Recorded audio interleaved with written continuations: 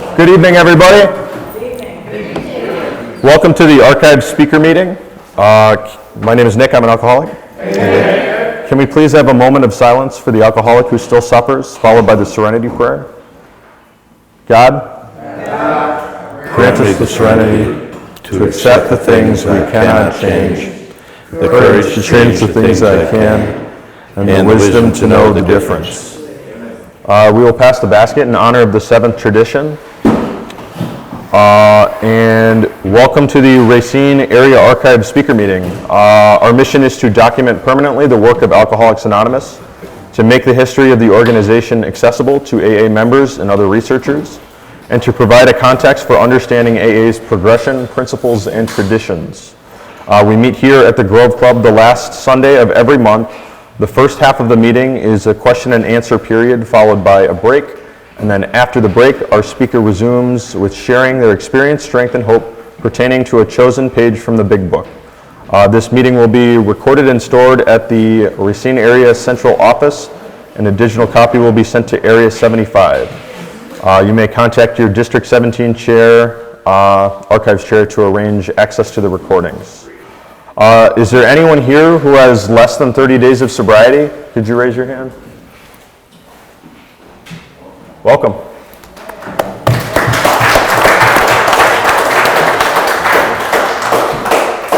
This is not to single anyone out, but just to simply to welcome you.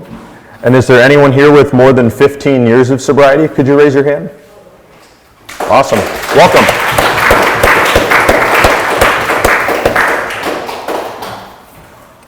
The speakers selected for this meeting are old-timers. An AA old-timer is anyone or any member who has been continuously sober for a significant period of time. The definition of significant is open to interpretation, but for the purpose of this meeting, anyone with 20 years or more of sobriety is considered. The old-timers interviews serve as a representation of the significant impact that long-term sobriety can have on our AA community. And without further ado, I'll introduce our speaker for the evening, Kurt S. Please welcome.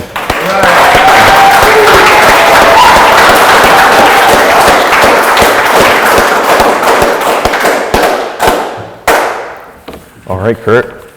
I have a few questions for you. Okay. What's your sobriety date? September 4th, 1980. Wow. It's a long time. Who was the United States President when you first joined Alcoholics Anonymous? Jimmy Carter. Jimmy Carter. When and where was your first contact with AA? My first contact with AA was that day, September 4th. I walked to my first meeting of Alcoholics Anonymous in Seward, Nebraska. It's not the end of the world, but you can see it from there. All right, so sober since the first day. Can you describe what AA was like back then compared to today?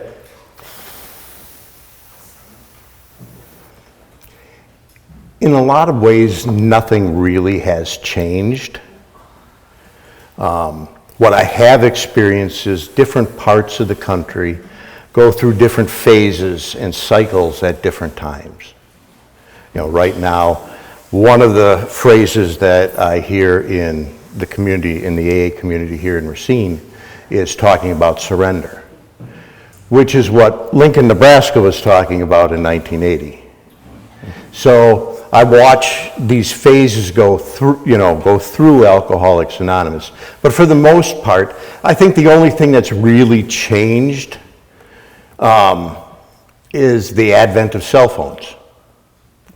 You know, when I got sober, everything was still attached to a cord on the wall. So if you wanted to talk to your sponsor, there wasn't even answering machines. You called, hopefully if somebody was there, you left a message. Other than that, we made plans. My sponsor said, these are the meetings that you'll be at because these are the meetings I'm at. So that was, and my experience is different because initially I got sober out in rural Nebraska. So, you know, if you wanted to go to a mall in 1980, you drove 75 miles.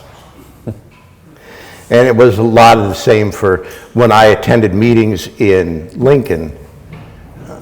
I drove 30 miles one way just to get to Lincoln. In Seward County itself, which was just next to Lincoln, there was 9 of us. At least we were the whole of the known members of Alcoholics Anonymous. And there were 2 meetings in the county at that particular time. So. Okay, that's interesting. What were you like as a newcomer, and how do you think others would describe or would have described you when you were a newcomer? Well, I don't know that there's any polite words that would describe me as a newcomer. I'm not certain that there's any polite words that would describe me as an old-timer either, but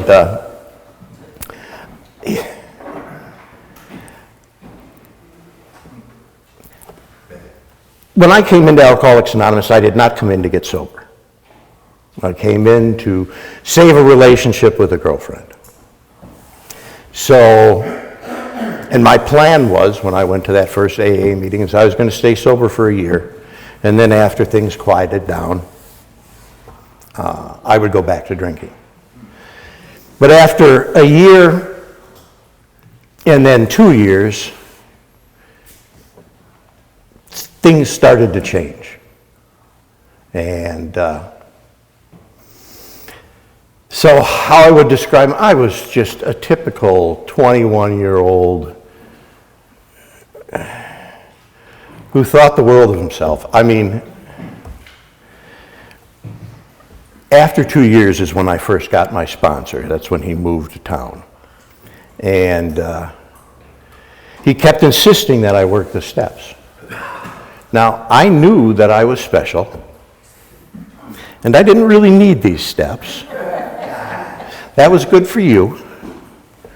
But just to appease him, I said, okay, well, I'll do it. I was just doing it to make him happy, because, you know, you got to make your sponsor happy. And I'll be damned if he wasn't right. I don't think my sponsor liked me. If I had known me back then, if I knew who I was then, now I'm not certain I would have liked me very much either.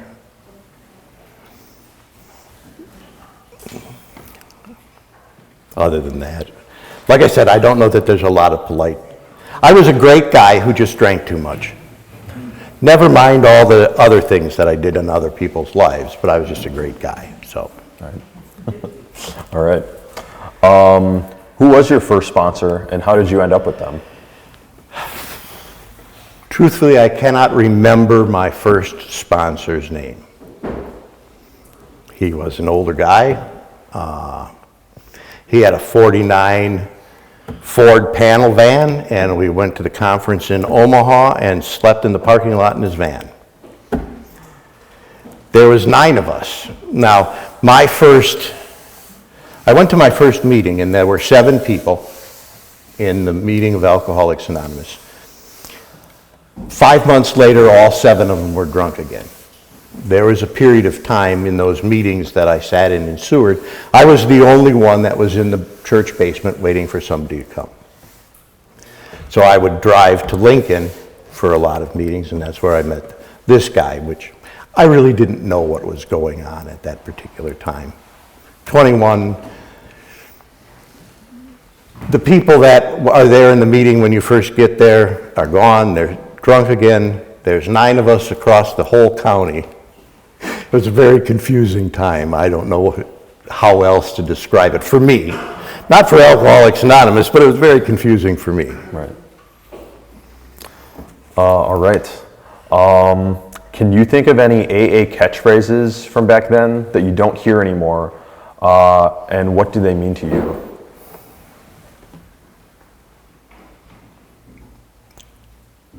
Not that I don't hear anymore. Like I said, AA seems to go through cycles, and what we're not talking about this year, 5 years from now, we'll be talking about, everything just seems to be recycled.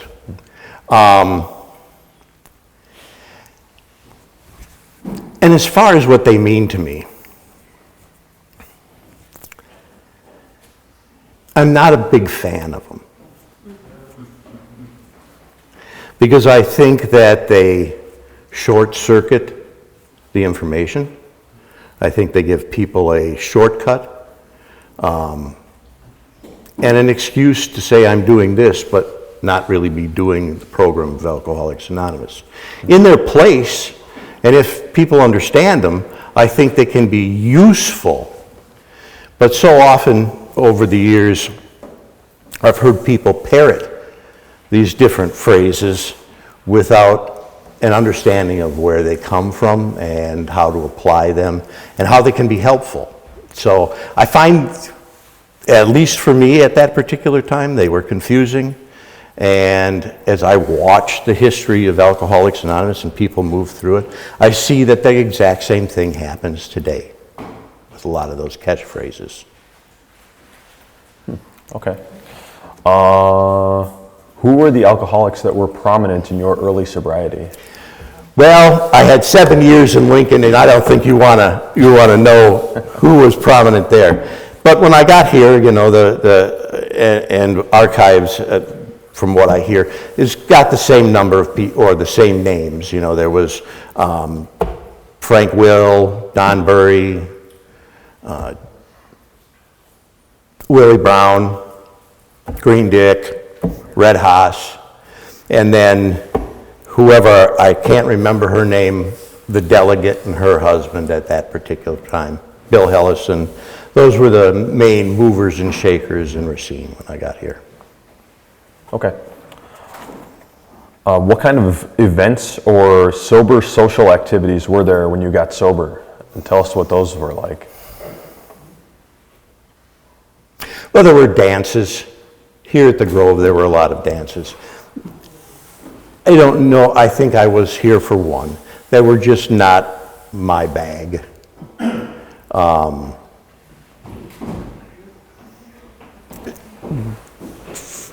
There were conferences. Some of the early ones I would go to. I don't think most of them aren't around anymore. Okay. Did you get involved in service early on? And if so, what did you do?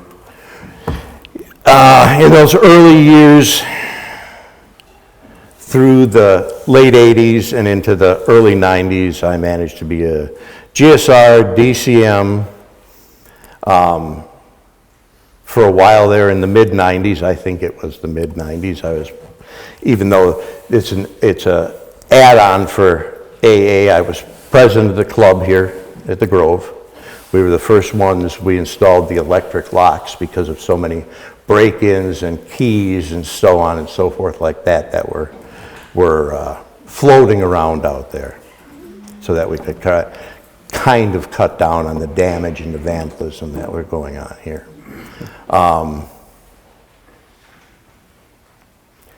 I managed to make myself unpopular, particularly in Madison, at that particular time. So. Okay. What was your first home group, and why did you decide to make it your home? Well, my first home group was out in Nebraska, and because there was 9 of us, and you didn't have a whole lot of choices. Right. So the 2 meetings in Seward, or the 2 meetings in Seward County, because one was down in Milford, were the same people. Then there were just meetings that I attended in Lincoln. I don't know, this idea of a home group is at least for me, relatively new. Okay. I don't know that we ever called the groups that we started at home groups. And even here,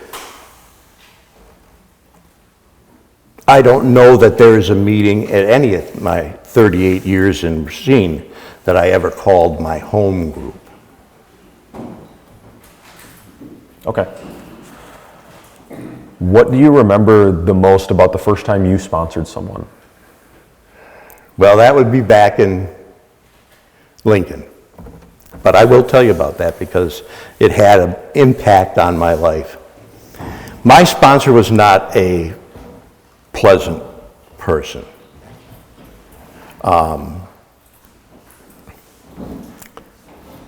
And I determined that I was not going to be a mean sponsor. I was going to be a nice sponsor.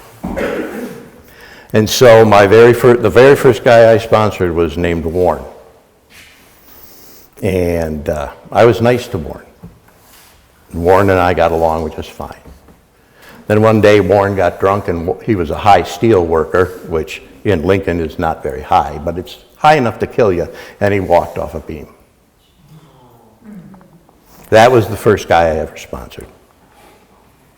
At that particular time, even then, I know that I didn't cause it, and I couldn't have stopped it from happening.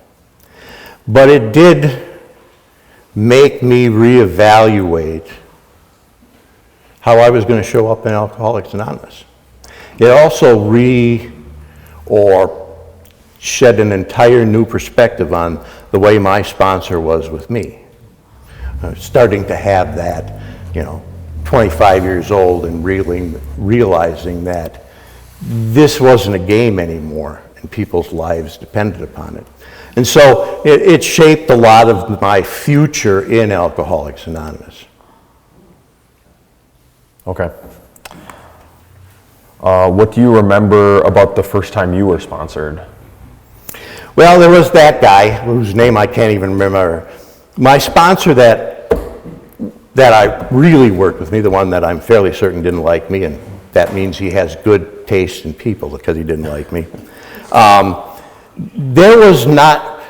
We did not have a social relationship. He said we were going to work the steps, and if I expected that he was going to spend time with me, I was going to do the things that he expected me to do. And so I remember it being, Greg was he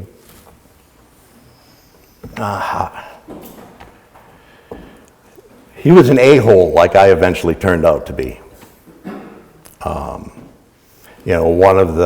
One of the things that I remember most, aside from working the steps and doing my fifth step and being told who and what I really was, is I started to tell him how great I was doing one day. I've made this progress. I've been sober now for 4.5 years, and look at how great I am. And he said, "What do you want? An effing medal for living the way you should have been living your entire life?" So I would say that my sponsorship was tremendously harsh. Not a friendly man, not one of those guys that you would consider nice to you. Prior to me asking him to be my sponsor, he used to go, "Kurt, my favorite pigeon." And I'm thinking to myself, I haven't asked you to be my sponsor, and it would just piss me off. So he would just constantly poke at me until I asked him to be my sponsor.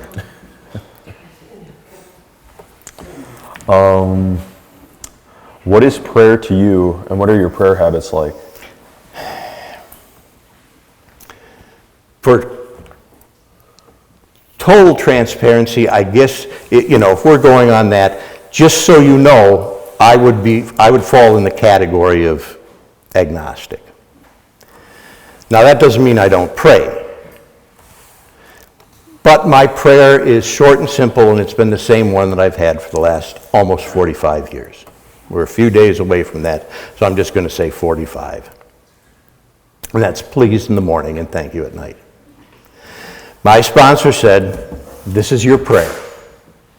This is what you will say on your knees every morning and every night. He said, if you say anything more, you will screw it up. And now, I have made every mistake you can make in this program except for drinking. So there were times I had other bigger prayers, and I screwed it up every single time. So now I just keep myself at please in the morning and thank you at night.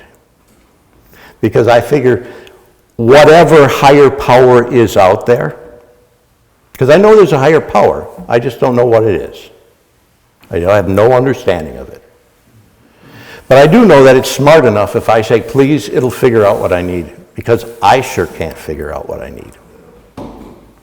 Now, along with that, I have a constant running conversation with whatever higher power that is that's out there that I'm fairly certain I don't believe in, because that's what the program asked me to do. It asked me to have a conscious contact. The other thing I've learned is that whatever it is I think, or I think I believe, is usually wrong. So I try not to take my own advice on that, and that's being there. I don't have a hang-up talking constantly to whatever's out there, if there's even anything out there. Because I have believed a lot of things over the last 45 years. And the one thing that's always been consistent is if I take the actions of the steps of Alcoholics Anonymous, I get to stay sober one more day. And one of the actions that the program of Alcoholics Anonymous asked me to do is have a conscious contact. Now, it's not always friendly. I can't say that whatever, if ever, is high on my hit parade. And if I can't come up with polite conversation or words to describe myself as a newcomer, I cannot come up with polite words to say what goes on in my conscious contact with whatever's out there. All I know is I do it. I've found that my belief doesn't mean anything. The only thing that has ever meant anything is what I do.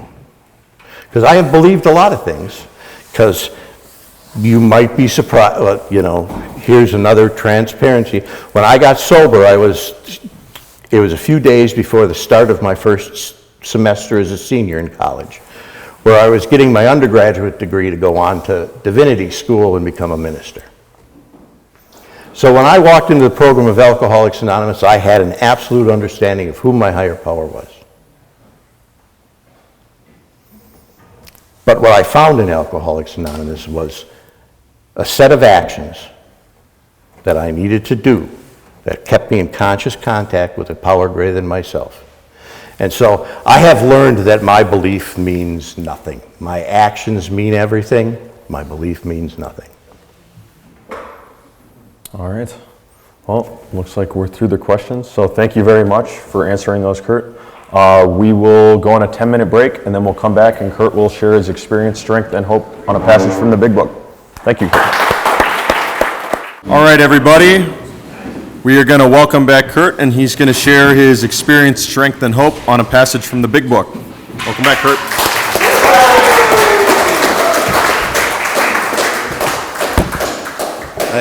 I had to mark it because in my old age, I can't remember.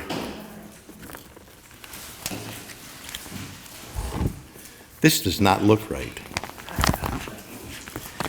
How would it get messed up? Okay. I'm going to paraphrase it, so I'm sorry. I'm going to paraphrase it, so it isn't going to be exact.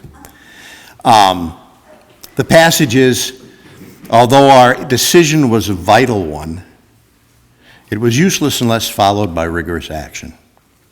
So since this is a archives meeting, we'll start off with the step that caused so much discussion in 1988 here at the Grove Club and all throughout Racine, and it was the third step. Racine AA, for those of you that weren't around in 1988, was a very different place. I sat in a meeting with a couple. They were older than me because I was a kid then, and they were talking about the third step. And they said, well, we've turned our mortgage over to God. And the bank is foreclosing on us. Me being me,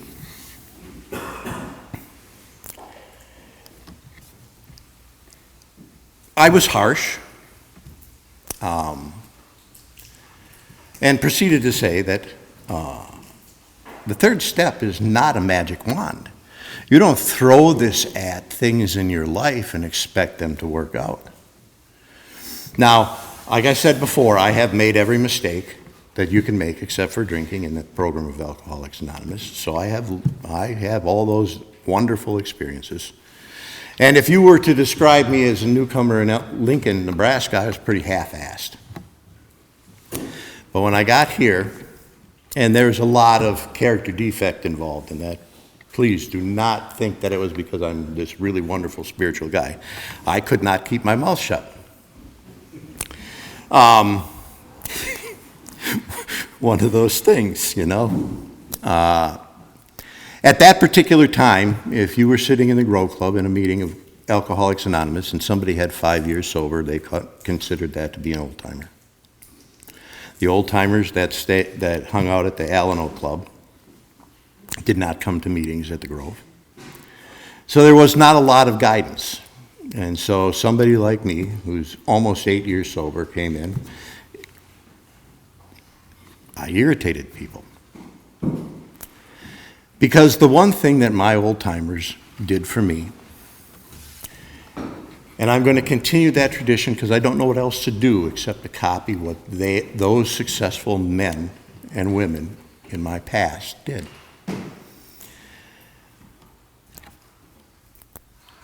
And what they described to me was that every single day, on a daily basis, you're going to turn your will and your life over to the care of God as you understand Him. Provided you're convinced of Proposition 1, that you're powerless over alcohol, and that your life is unmanageable. And 2, that there is a higher power and you're not it.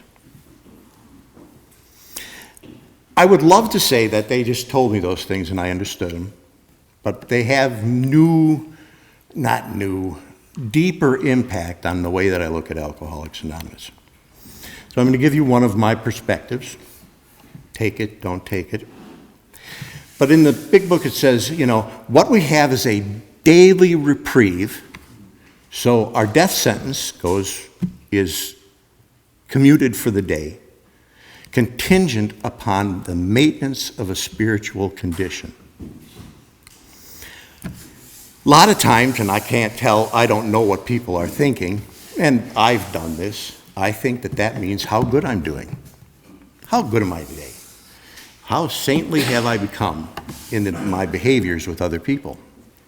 Now, any higher power, we already know where I sit on that, any higher power that put me in charge of determining how well I'm doing is probably not going to get a good performance review.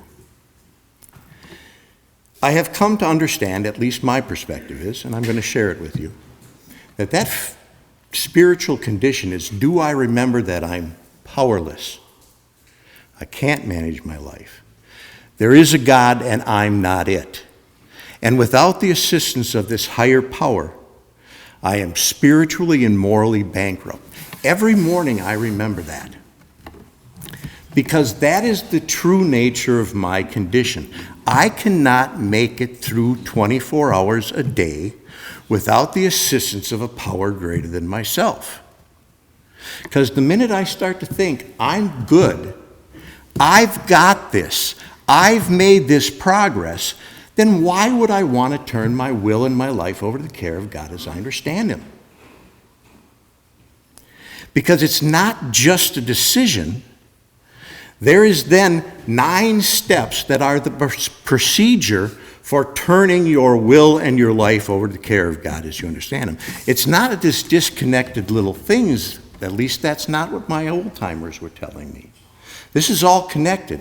You make this decision, and although it's important and it's vital, it's going nowhere unless you do something. And the something that you do is those 9 steps that come afterwards. Because I understand my life to be the things that I do out here, or my will is the things that I do out here. My life is the things that I do in here. And the steps give me a focus. 4 and 5. Now, mind you, this is just one angle. There are 360 times 360 different angles for you to look at every step. I'm just talking about the one that I use, the standard I hold for myself. And it's your job to go out and find out the other 360 times 360. It's not my job to tell you that. What I learned there is in 4 and 5, I learned for the inside things, the life. Where's my focus supposed to be directed? Well, 1 in 4 and 5, where did I play God? Because when I'm playing God, there is no room for a higher power to come in. 6 and 7, where these fairy tales that I tell myself, these delusions, like I'm a great guy, I just drink a little bit too much.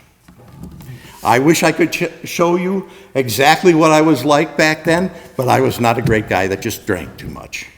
I was an a-hole.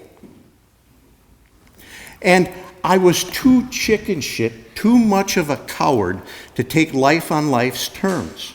I learned that in 6 and 7, those two things in 6 and 7. I've learned that in 8 and 9, I'm not better than other people. And my focus should always be on myself and continuing to take that personal inventory. Where am I selfish and self-centered? So I learned those things, and that's where my actions are directed by the next 9 steps that come out.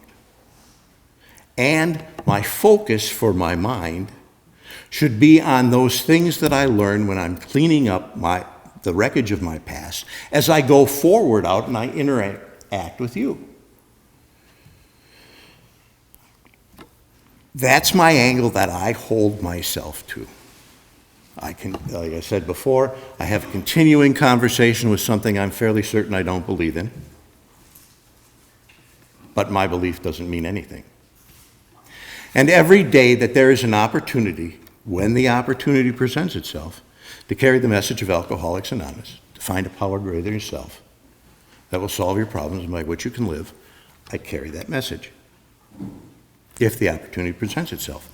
I have found that for all of those other things, playing God, not living in fairy tales, not thinking I'm better than other people, there's opportunities from moment to moment. And that's what I do one day at a time. I don't stay sober or not drinking one day at a time. One day at a time, I turn my will and my life over to the care of God as I understand Him, or in my case, as I don't understand Him. I take those actions. For me, that's what I consider to be God's will in the context of Alcoholics Anonymous. I don't have to ask what I need to do. I know what I need to do. It's written in black and white. So that, that phrase, I can't say that it's my favorite, but it is one of those passages, at least for me, that has really focused my attention on what I need to do. Now that's what I do and the standards I hold myself to. As we know, there's no police in Alcoholics Anonymous. So anybody can do whatever they want. And don't take my word for it. If you think that's a good angle, don't take my word for it, read the book. The only way you're ever going to know whether somebody's talking about the program of Alcoholics Anonymous or anything else is by reading the book. Don't take somebody else's word for it. Read the book. Because however this ends, and when you're standing there by yourself, H&R Block is not going to be sending a representative to explain why you didn't take the time to read the book and figure out what's going on. That's your responsibility. I'm there if you have any questions. My old-timers were there for me. They focused always on the actions. And the reason that they did, and there has been some complaints that I just keep saying the same thing, and I will continue to say the same thing because the program of Alcoholics Anonymous, at least in my understanding, is always the same. As one of the old-timers, not my sponsor, but one of the old-timers that I knew, Said, I'm going to keep repeating this until when you're done with all the other fiddle fucking around that you're doing, with all this other stuff that you pretend you think is Alcoholics Anonymous, and there's no other place to turn, you will remember that on a daily basis, every day, one day at a time, you turn your will and your life over, your actions and the focus of your thought, over to a power greater than yourself. And the process for doing that is the next 9 steps.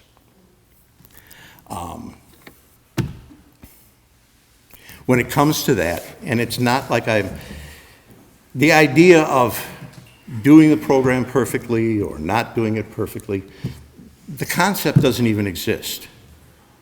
It's like deciding whether this breath was a good breath or that breath wasn't a very good breath. You don't rate your breath.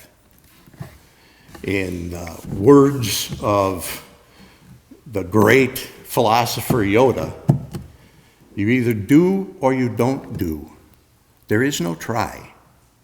You either do it or you don't do it. And those are the actions. Those are the actions that I rely on every single day to turn my will and my life over to the care of God as I understand Him. Because I can't even do that on my own. I have to ask, please, before I get the power to actually live correctly. And now I feel like I'm just going to start to repeat myself, so that's why that is one of those focusing ones. To tell the truth, if I tell you what my real favorite one is, it's from To the Wives. Suppose perhaps that your husband more resembles our description of number 2.